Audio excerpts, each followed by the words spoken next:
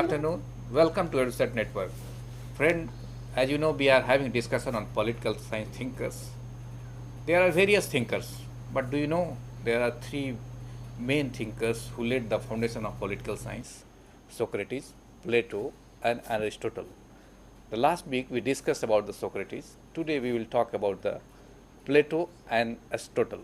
And for discussion on this very topic, we have renowned professor Dr. M.P. Jain. He has been teaching political science for many years in Delhi University and presently engaged in writing books. And you all are aware he has written a number of books which we have grown up reading his books and learned political science principle and thought.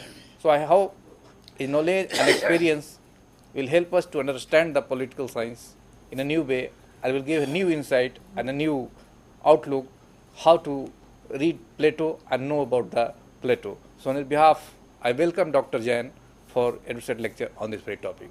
Welcome, sir. Thank you, Amananda.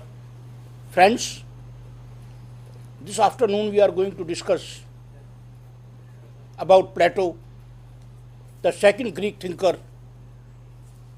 In the last lecture I discussed about Socrates, the teacher, mentor of Plato. Today I shall take up Plato, and as has been said by Ian Whitehead in his Process and Reality in 1929, the safest general characterization of European philosophical tradition is that it consists of a series of footnotes to Plato. It simply means that all the European philosophical tradition is simply a footnote to the thinking of Plato, along with his mentor Socrates and his student Aristotle. Plato helped to lay the foundations of Western political philosophy and ethical philosophy along with Western science. Socrates didn't write anything, but both Plato and Aristotle wrote many books which are immortal. Immortal in the sense that even now those books are having value. Plato was born in the year 427 before Christ, that is around 2437 years back, 39 years back, and he died in the year 348 before Christ after living for, say, more than 75 years of life. He was a Socrates prized student.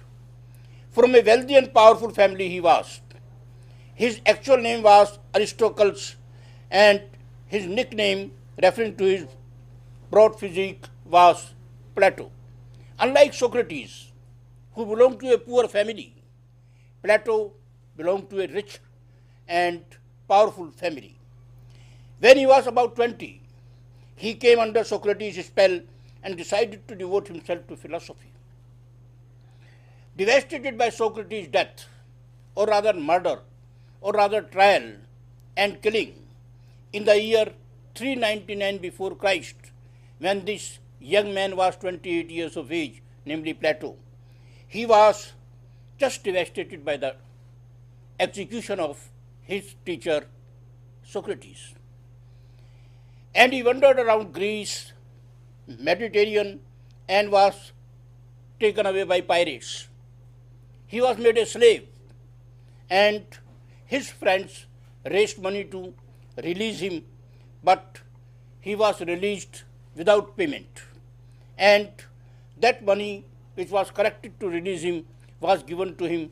With the help of that, he established the first university of the world known as Academy.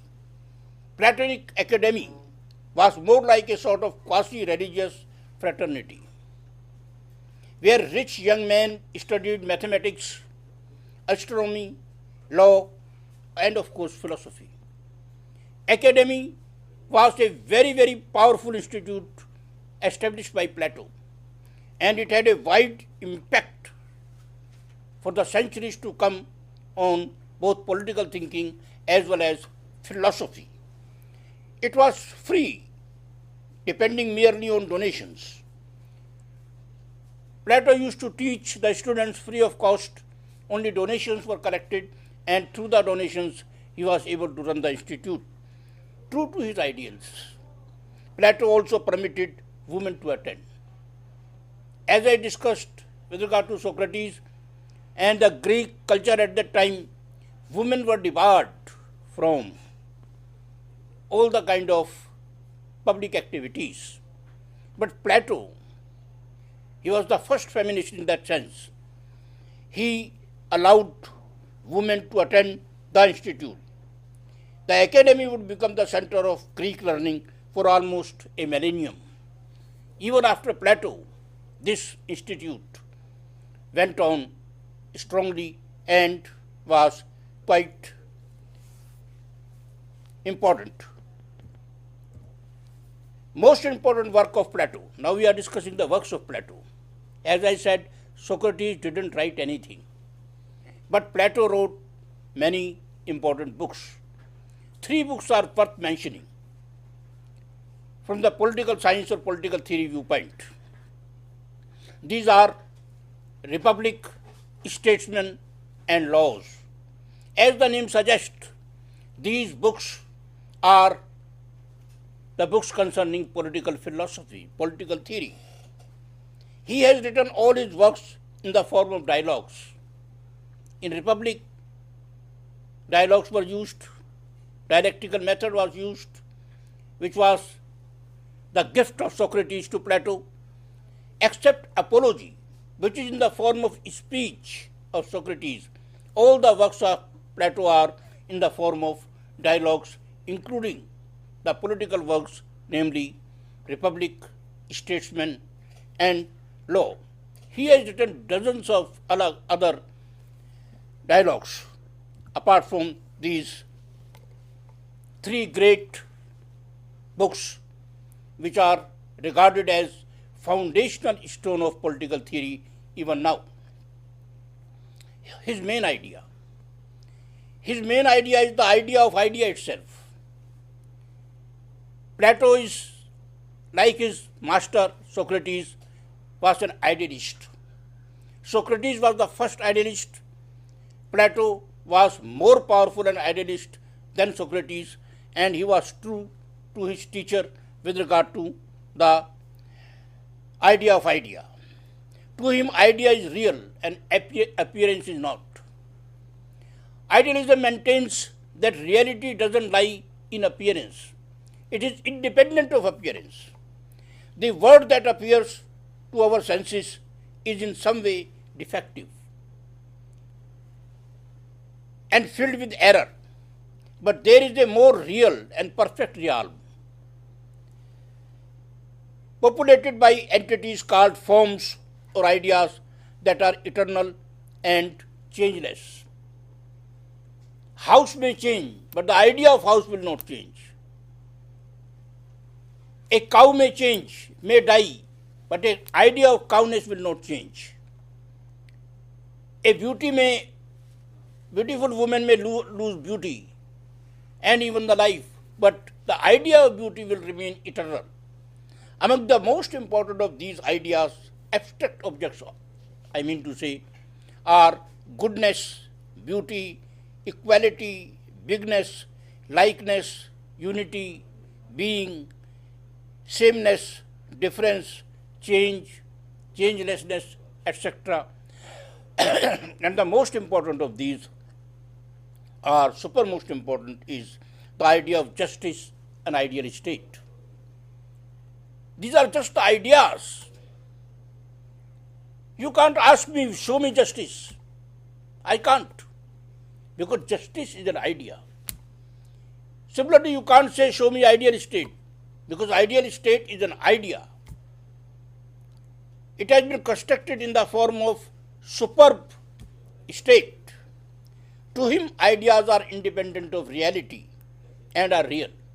Plato regarded that ideas are absolutely independent of reality. That means no one can say that, please show me that kind of thing. You can't ask, show me beauty, because beauty itself is an idea, and in appearance it exists, but not in the form you want to see it. Plato thus is the father of realism or idealism in philosophy. Another school of thought is known as nominalism. Nominalism maintains that appearance is real. Materialism is also associated with that. So, Plato is the founding father of idealism along with Socrates. So, now we shall see his main political theories. What are the main political theories of Plato? He is associated with number of political theories. Apart from political theories, he is associated with ethical theories and with scientific theories of his own. But among the political theories, most important is the theory of knowledge. Second is theory of justice. I shall explain these one by one briefly. Thirdly, the theory of ideal state, most important one. Fourthly, the theory of social stratification. Fifthly, the theory of education. Sixthly, the theory of communism of family and property. And next is the theory of second best state, that is, which is just given in laws. So these are the different theories which are associated with Plato. Now we shall see in brief, one by one, all these theories. First is the theory of knowledge. Like his teacher Socrates, he believed that virtue is knowledge. Goodness is based on knowledge. It is the knowledge which makes a man competent to know what is good and what is bad. Unless you have a knowledge of goodness and badness, unless you know what is good and bad, your behavior will not be good, because you don't know what the good is. So the knowledge makes a man competent enough to know as to what good and bad is. That is value judgment. Value judgment in man and the capacity to take value judgment comes only through knowledge. And on this he builds up his theory of philosopher king, his theory of ideal state, his theory of wisdom, and all the other political theories. Democracy he regards as bad because it is the rule of ignorant and incompetent people. They may be illiterate, they may be good orators, they may have the art of befooling the people, they may win elections, they may be popular, but normally they are not having knowledge. So they don't know what is good and bad. That's why they are incompetent to rule. Regarding real knowledge, like his teacher Socrates, he says that real knowledge is the knowledge of ideas or forms rather than appearance. Appearances gives an opinion only. Through appearance you come to an opinion, you form an opinion, but not the knowledge. He distinguishes between opinion and knowledge, and just superfluous knowledge is opinion. Real knowledge is the knowledge of ideas, forms, not appearance alone. So, as we have discussed in Socrates, he is at par with Socrates so far as the concept of knowledge is concerned. And knowledge, since knowledge is virtue, everything must be based on the knowledge. Theory of justice is the second important idea of Plato. Justice has been a subject of thorough research from time immemorial. Justice is the bone which holds the society together. It is the harmonious union of individuals, each of whom has found his life work in accordance with his natural fitness and training. Plato while discussing justice, rejects the different views which were prevailing during his time. In the very first book of Republic, first chapter of Republic, Socrates is busy with his fellow travelers, and he rejects three theories one by one. He rejects the traditional concept of justice, supported by Cephalus and his son Polemarchus, that it lies in speaking truth and paying one's debt. It is a traditional concept of justice that to speak truth and to speak one's debt is justice. Each man should pay whatever is due to others, whether good or bad.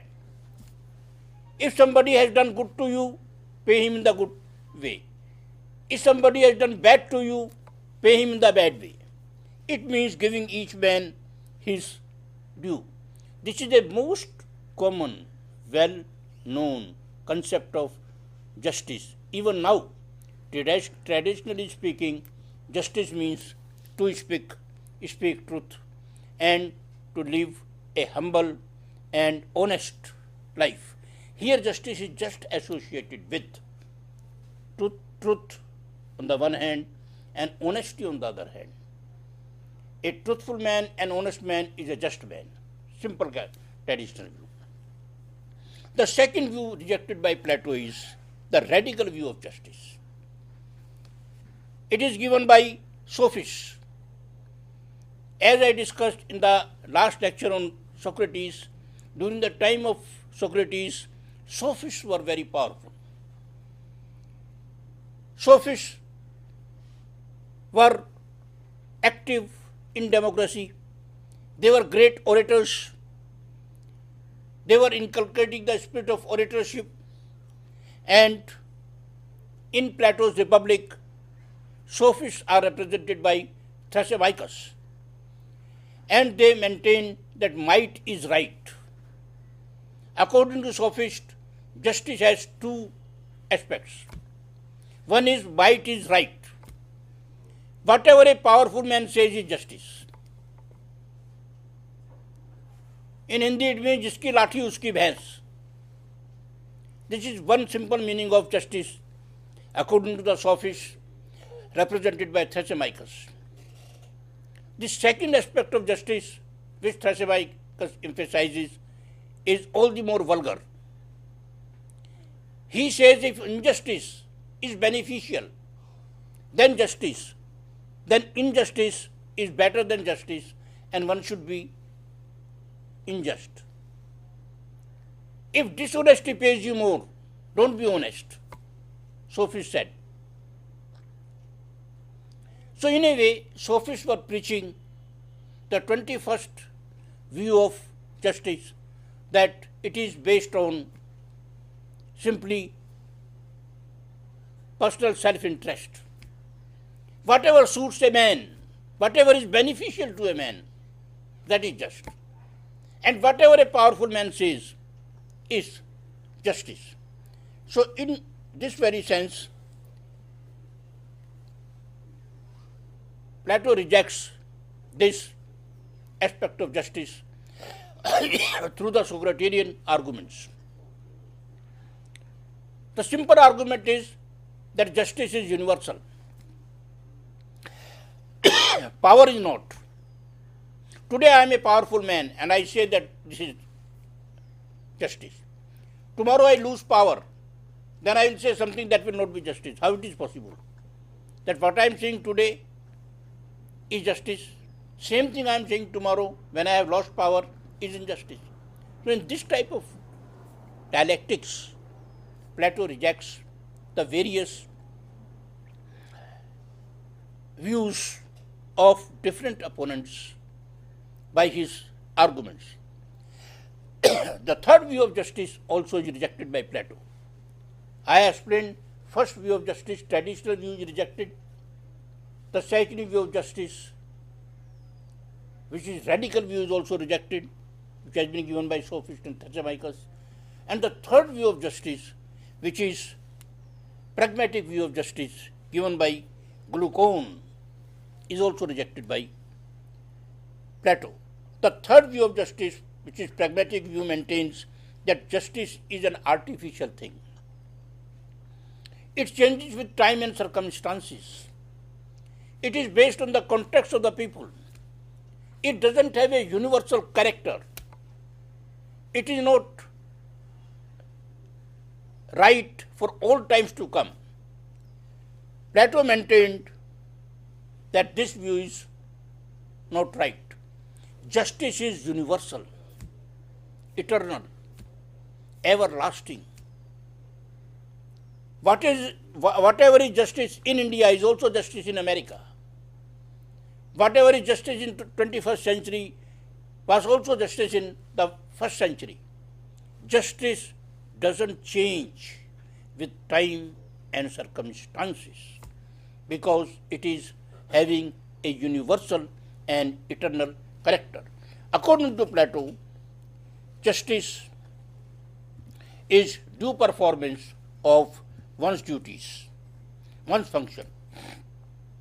Each man should perform the duties of his station.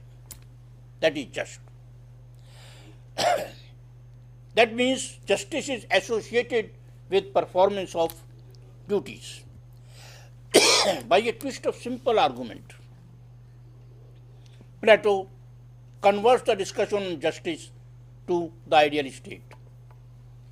He says that state is an individual writ large.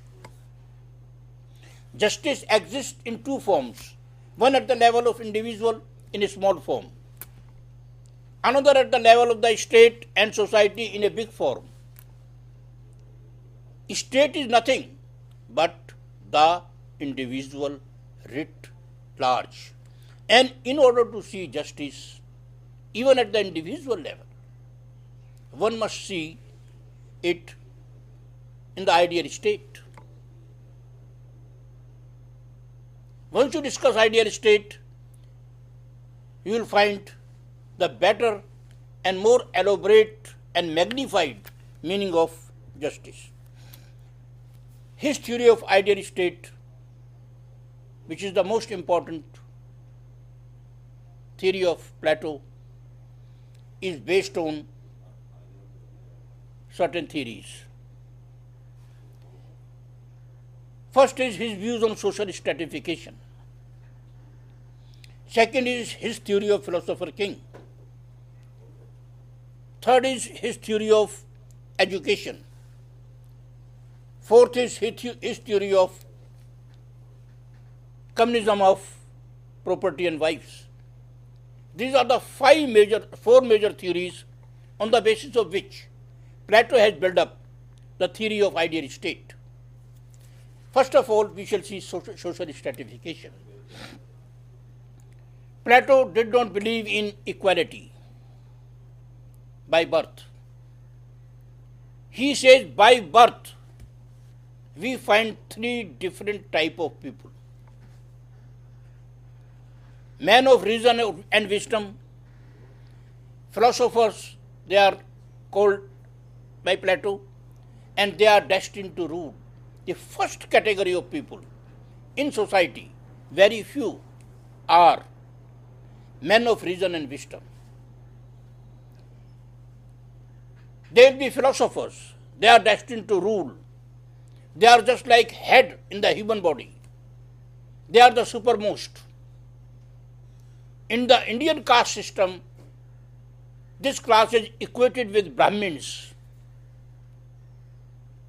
The second category of people, according to Plato, are the men of spirit. They are destined to become soldiers and to defend the nation. They are having spirit, courage. These people can die for a cause. They are living for honor. Honor is the greatest thing they want. And in the Indian caste system, they are equal to Kshatriyas, who used to be the warriors, who used to fight and who is used to rule, of course with the help of Brahmins. Chanakya was a Brahmin. Chandragupta Maurya was representative of Kshatris, or this very class known as the second class. They were equated with the chest of the man. As chest is lower to head, these were the second class of people. Both first class and second class used to form the guardian class in Plato. Both of them were ruler in their own style. First class of people, philosopher, king, they were rulers in reality. Second class, that is soldiers, they were the defenders of the nation. All of them were the government employees. And the third class of people are the men of appetite. They don't think. They are there to earn the money. Belly is the representative of appetite. And Plato said that these people are not fit for philosophy. These people are unfit for knowledge. These people are there to produce the commodities in the society, either through industry or through trade or through farming. All these kind of money earning things are associated with this very third class of people, which in the Indian caste system are known as Vaishyas or Banyas and Shudras. In the Indian caste system, we have made 4 categories, where Plato has kept third and fourth categories of Indian caste system into the third category, that is the appetite class. Those who think by belly, those who are the producing class in the society. So social stratification. Plato says that by birth it is decided as to who is in the first class, who is in the second class, and who is in the third class. And they have to perform their functions according to their characteristics. Philosopher king, a just and ideal society is one in which philosopher king will rule. A just and ideal society is one in which the man of courage will defend, and he will be a soldier. And a just and ideal society is one in which majority of the people who are having nothing but appetite, who are concerned with money and they think of money, they dream of money, they live for money. The third class of people and fourth class of people who are manual workers, they will work for the whole of the society and the whole of society will feed. So in this way, 3 classes in the society. One can very well say that Plato didn't believe in equality. He was at par with Manu, ancient Indian religious philosopher, so far as this caste system is concerned. And one of the major attacks on Plato is on the basis of this social stratification which he has given. Now, theory of philosopher king.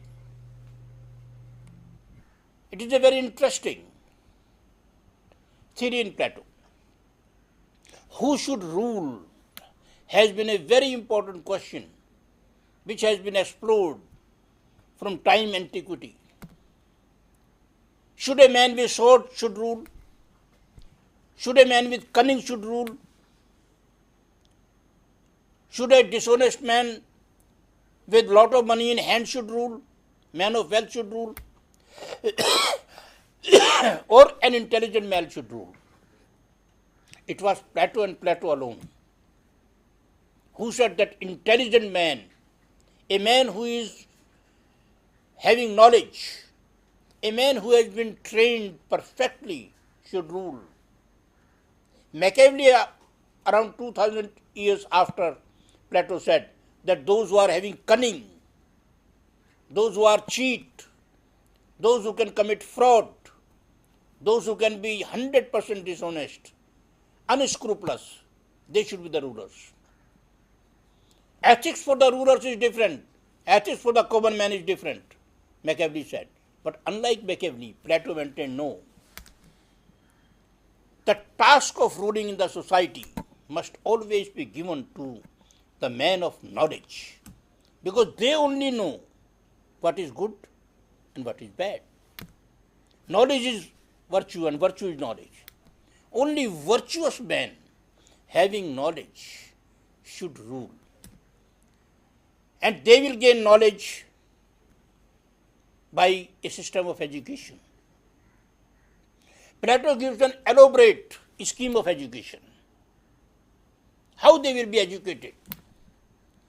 He gives, in the next theory I will discuss theory of education as to how Plato makes it. So these philosopher kings will be highly educated. They will be educated up to the 35 years of age.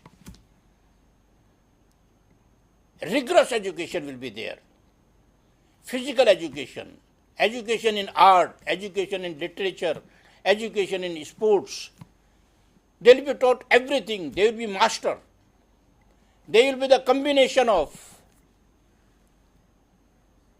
a philosopher and a sportsman and a musician, all combined into one. They will just be the embodiment of virtue.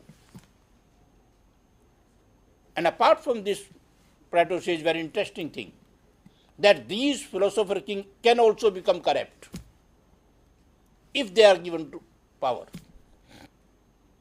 Since they will be given political power and absolute political power,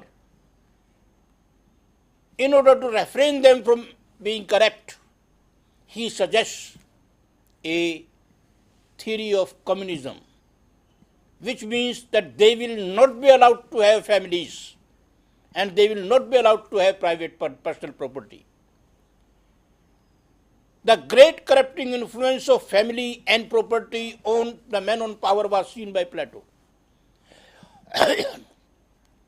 And here lies the virtuous thinking of Plato. A very clear-cut idea that property has a corrupting influence even on a virtuous philosopher king, because property corrupts. Similarly, family, they should not be allowed to have wives. He gives a different system of communism of property and wife for the philosopher kings and the guardian class. But they will not be allowed to have private property and family. So in a way, philosopher king will rule, but education will inculcate positive features in them, that is knowledge. And theory of communism will just refrain them from having the vices, or they will not be corrupt because they are prevented to have property and family. How corrupting influence the family and property is having, we all know. But question arises, can a man live without family and property? It is a psychological requirement of man. And Plato has been criticized very severely for his theory of communism. His communism was not like the modern communism, much different than that. This was only meant for the philosopher kings, the ruling class. A common man will have family and property, but not philosopher kings, not the man of power, because it is having corrupting influence. The truth in Platonic this theory is that we accept the corrupting influence of these two things, property and family. But can a man live comfortably, psychologically satisfied, without property and without family? Is a big question mark, and Plato, as I said, is criticized for this. Now, theory of education. Philosopher kings will be made philosophers by education. a very lengthy process of education, three-tier process, he says. Up to 20 years, education will be given to everybody. And Plato maintained that even women have a right to education. It is not simply the male domain, no. Thus we can say that Plato was the first feminist in the age when women were debarred from everything powerful. They were debarred from power, they were debarred from education. He was not a Taliban. He regarded men and women to be equal so far as intellectual pursuit is concerned. So in education, he said that each and every will get education up to the age of 20 years. And this education will be multidimensional, physical, cultural, mathematical, scientific, all things will be taught. It will be multidimensional. All the aspects of human personality will be covered under the education. First major test will be there at the age of 20. And those who pass it will be promoted to the further second step of education. And those who will fail will be pushed to the third class, that is the class of appetite, the class of producers, farmers and manual workers. And those who will pass will go to the second category, higher standard, and that will last for 10 years. From the age of 20 to 30, there will be again education, tough education, training in arms, how to fight a war, physical training, art and literature, and philosophy, all will be taught during this period. And second major exam will be there at the age of 30. And those who pass it will be promoted to the third and last level of education, that will last for 5 years, up to the age of 35. Those who will fail, they will come to the soldier class. They will be the part of guardian class, but only as soldiers. They will be unfit to become philosophers and philosopher kings. They will be unfit for higher education, like PhD in our age. They will be masters of education, but they will not be the fit stuff for the highest education. And for 5 years, the people who will pass will be taught philosophy and philosophy only. And they will be the philosopher kings. They will be the ruling class, very microscopic minority of 50 or 100 people. As in India, the IAS officers, you can say. They are selected like cream from the Indian educated class. One may question it, but normally it is said that a tough competition is there and they are selected through a tough competition for the job of power. So Plato gave his theory of education, three-tier system, one for general, second for soldiers, and third for philosopher king. Philosopher kings will be taught for 35 years. And after that, they will be assigned the job of power. After that, they will be the members of the ruling class. So this rigorous system of education. And most important thing in Plato with regard to education is that education will be given by the state. State-run education will be there, no private schools, nothing. Government will bear all the expenses of education from class 1 to the age of 35. Nobody should be deprived of education because he is a poor man. No. Absolute equality in education. There will not be different grades of schools like public and private. So Platonic contribution to the theory of education is immense. That's why Rousseau said that Plato's Republic is the best treatise, not on political philosophy, not on ethical philosophy, but on education. It was the French philosopher, Swiss and French philosopher Rousseau, said in the 18th century in his book Emile. Then the last part last pillar of the ideal state is theory of communism. Just to listen, it looks very vulgar. This theory of communism, in a way, is a definition of vulgarity by some standards. But Plato supported it. He said that there will be a communism of wives and property. The ruling class will not be allowed to have personal property and family, but they will be allowed to produce children collectively.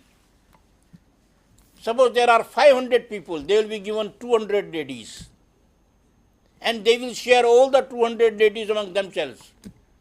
They will have children with them, but nobody will know as to whose children is the newly born.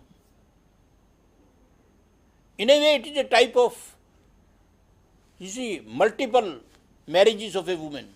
A woman marrying 200 people, who unfortunately or fortunately are known as the members of the guardian class. And the children which are produced collectively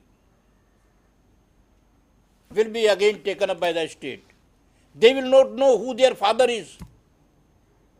They will be the children of mother only. It looks very unethical to listen at. But Plato said no. This is the only way to have two benefits. One is, as they will not have families, they will not be corrupted by family influence. And secondly, we can have the best breed. In a way, he is using the members of the guardian class here as studs, because their children will be better children, genetically speaking, according to him. So they can't be debarred from having children, but they will not know as to whose children the collectively produced children are. How this will work, Plato has been very severely criticized by all the moralists, all the people who believe in human psychology. So in this age, at least this is not practical. The idea of communism is absolutely impractical idea, and Plato has been very severely criticized, both on the psychological basis, moral basis, and political basis for his theory of communism. All these theories are there for the ideal state. Now, what is ideal state? Ideal state is one in which philosophers, duly educated, duly debarred from having family and property, will rule. They will perform the duty of their station, that is the art of ruling. Ideal state is one in which the second best people, that is soldiers, who will defend. Ideal state is one in which the third class people, who couldn't qualify exams after 20 years of education, up to the age of 20 years of education, they will be doing the low category of workers. And all these three will have power according to their station. Philosopher kings will be just like head of the man, soldiers like chest, and the people of appetite like abdomen. He said that philosophers are men of gold, soldier class is the man of silver, and third, the appetite class is the man of iron. So in this way, Plato was able to give his theory of ideal state. And this has been declared absolutely impractical even by Plato during his own time. That's why he gave the theory of the second best state in law. The second best state in law is a mixed government state. It is a mixture of democracy and monarchy. It is having a public assembly. Popular assembly is there. That is having election. There are elections. So it is a quasi-democratic state, which in laws, the second book, written by mature Plato, in his old age when he was 70 years of age, the law was written. And here in the law, along with the statesman, he gives his theory of second best state, this state will not be governed by philosopher kings. No, it will be governed by law. The law will be made by popular assembly. The popular assembly will be elected by the people and will be responsible to the people. It will be a responsible government. But here again Plato says that men of knowledge only must be given power, must share power and all that. So it is the second best state which has been given by Plato in his book written by matured Plato at the age of 70. Republic was written by Plato at the age of 45. So a mature Plato is writing in laws that since that is not possible, this is possible. And the reason for the second best state was that Plato was unable to implement his ideal state. He went to Syracuse. The ruler of Syracuse arrested him for his ideas. He wanted to create a state with philosopher king there. He went there to make the king a philosopher. Instead, that king arrested him as slave and enslaved him, which later on he was liberated and all that. That is a story in itself. Now, criticism of Plato. Plato has been criticized by Karl Popper in his book Open Society and its Enemies. Plato has been criticized by his disciple Aristotle also on different grounds. The main grounds of criticism of Plato are that he is against democracy. His ideas are undemocratic. He is against, second criticism is that he is against open society. His society is a closed society. Social stratification is static. It is not flexible. He says that there are, by birth, this social stratification is there. Third is that he is against equality.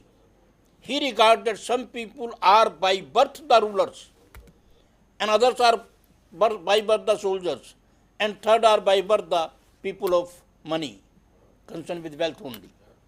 He is against individualism. He doesn't give any power to the individual. Individual is just submerged in the society. He doesn't differentiate between state and society. Individual doesn't have any sphere away from the state and society. Next criticism is that he is highly utopian. His views are just utopian. They can't be put to practice. You can't compare a man to study for 35 years under the rigorous situations. You can't compare a man not to have family and property. What type of an intelligent man he is if he is not allowed to have family and property? What for he is surviving? It is against human soul, absolutely utopian. Next criticism is that his ideas cannot be applied to the modern big national states. Big nation states, his ideas cannot be put to practice. Next criticism is that state-run education is not acceptable in any case. That will be indoctrination of the masses rather than giving them scientific education. Next criticism is that absolute power to the ruling philosopher king is unfair. Power corrupts, and absolute power corrupts absolutely, Lord Acton said. So if you give absolute power to the philosopher king, which is unstrained by laws, then that will be totalitarianism. His theory of communism, as I said, is severely criticized by Aristotle and his contemporaries. He has been called a fascist. Whether Plato was a fascist or not is an important question. Fascism is a 20th century phenomenon. Plato was not a fascist, but he was totalitarian. He was in favor of the dictatorship of the philosopher kings. In spite of all these criticisms, and the criticism by Aristotle, which is very important criticism, Plato remains as a master figure in political thought. The value and worth of Plato lies in creating an ideal state. Value and worth of Plato lies in emphasizing that education is the most important thing in society. Value and worth of Plato lies in declaring virtue is knowledge. Value and worth of Plato lies in his assumption that property and family corrupts the man. Value and worth of Plato lies in declaring that only the people of knowledge should have a right to rule, others not. So in a way, Plato laid down the foundations of the political theory, which is still having, if not all the theories are relevant, still having extreme relevance. And that is the value and worth of Plato. With this, I end up my lecture. Aristotle we shall discuss in some other lecture, because Plato itself is such a wide. I have discussed Plato in extremely brief way, and this is the briefest explanation of Plato. Now I invite the questions from friends on the topic. So, as you explained the basic idea, the basic lines which were given by the Plato's, and also talked about the criticism. So, and you said that he laid down the foundation of political sound. So, can we say that the foundation was strong or weak? Seeing the experience of these about 2,300 years. Foundations was strong in the sense that Plato touched upon all the aspects of man, society, and state. He touched on human psychology. He touched on social structure in the society. He touched on the nature of power. He touched on the ethical issues like who should be given power, who should not be given power. He emphasized that women should be given equal power. And all the important aspects of human life, human social life, human political life were given some kind of explanation, right or wrong, by Plato. Plato, that's why, has been a starting point for all the political discussion. Most important discussion is on democracy. Plato was against democracy. His arguments were superb. All the vices of democracy which we call are such which Plato gave the note of. Rule of the ignorant people is the greatest criticism of democracy even now. Role of sycophants, good orators, rule of cheats, unscrupulous people. All the charges on democracy which we just frame now are Platonic in nature. Or Socrates, during the time of Socrates, all these were taken note of. So Plato is rightfully called by Whitehead as the founder of European political tradition, and all the other thinkers are just footnotes to the thinking of Plato.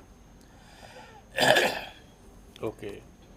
So, this was what I would like to ask you another question. It's not a question, a kind of suggestion for the students who want to understand the Plato in a right light, in a right way. What you suggest to read them? See, for Plato, his book Republic, those who can read only first chapter should be read. Secondly, Plato has got sympathetic commentator, and the best is Ernest Barker, Social and Political Thought of Plato, Greek Political Theory. Ernest Barker is extremely sympathetic commentator on Plato. And the writer who has opposed Plato like anything is Karl Popper in his book Open Society and Its Enemies, Volume 1. Karl Popper has criticized Plato like anything. One characteristic sentence of Karl Popper about Republic is that Plato was suggesting that philosopher should be king so that he may be invited to become a philosopher king. Because he declared that I am the only philosopher in the world, and if philosopher has to be king, then it is to be Plato who should be invited to become the king. And Karl Popper says, what a great monument of human smallness is the idea of philosopher king, that a man is giving the idea in order to tell people that kindly invite me to become a king. So it is a monument of human smallness, Karl Popper said in his book The Open Society and Its Enemies. So Plato has most important positive critic commentator in the form of Barker and most important adverse critic in the form of Plato. Then there is a book by Levinson, In Defense of Plato. That is an answer to Karl Popper's attack on Plato. Karl Popper, we know, has attacked three philosophers in the same style. That is Plato, Hegel and Marx. And he regards them to be the enemy of open democratic society or undemocratic philosopher. And his severest attack is on Plato. So I suggest you should read Barker and Karl Popper. One positive commentator, another a critic and ruthless critic, a negative commentator on Plato.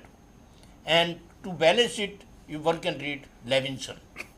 Original works of Plato are very interesting reading, very beautifully written classics, and in literature, the literature students they read Plato's book with great interest in the form of dialogues.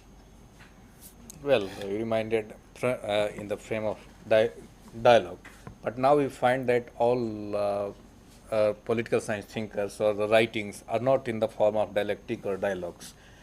And he was supposed to, he laid the foundation of political science. So why this is missing? Writing in the form of dialogue. See, Plato was living in the age when diverse opinions were fighting among themselves and truth was unsettled.